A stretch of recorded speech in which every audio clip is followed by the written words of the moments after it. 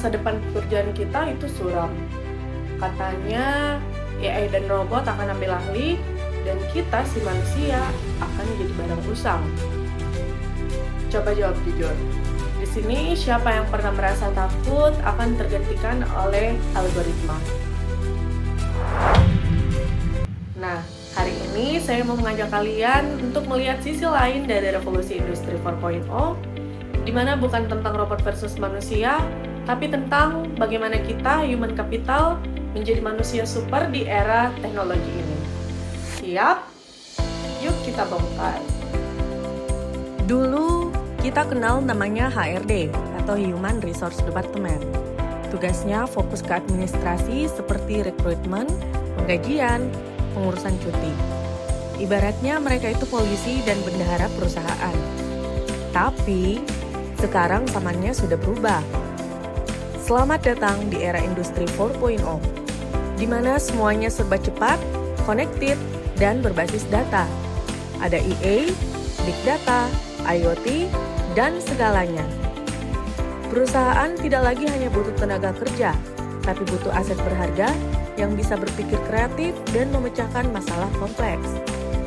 Disinilah muncul konsep Human Capital Management 4.0. Paradigma berpikirnya begini, karyawan bukan biaya, tapi investasi.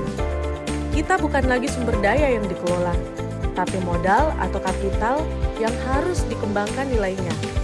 Ini adalah fondasi penting yang mengubah segalanya. Namun, tentu saja perubahan besar ini datang dengan berbagai drama dan konflik. Konflik utamanya ada dua. Yang pertama yaitu ancaman keterampilan usang. Teknologi bergerak 10 kali lebih cepat daripada kecepatan kita belajar. Keterampilan yang kita miliki hari ini bisa jadi usang 2 tahun lagi. Saya punya teman, sebut saja Mas Bima. Seorang data entry yang sangat teliti.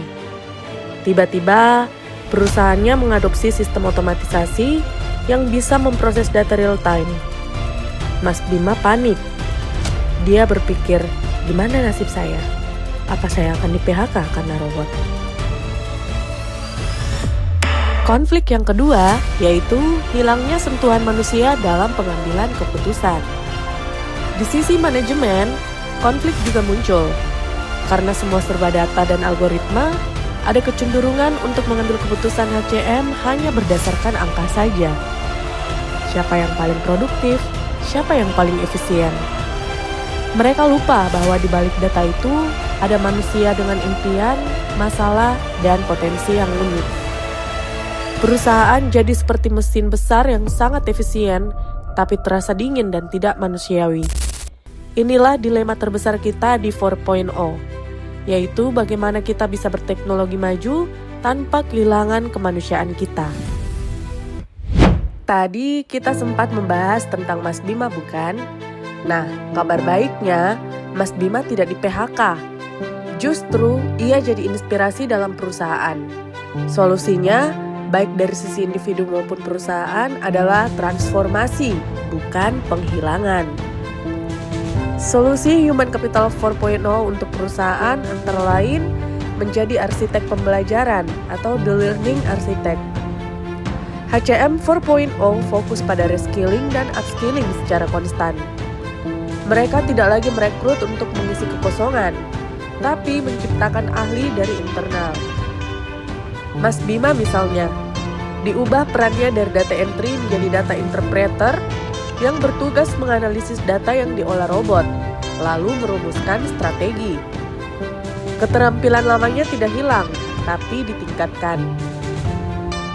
Yang kedua, menciptakan employee experience yang personalized.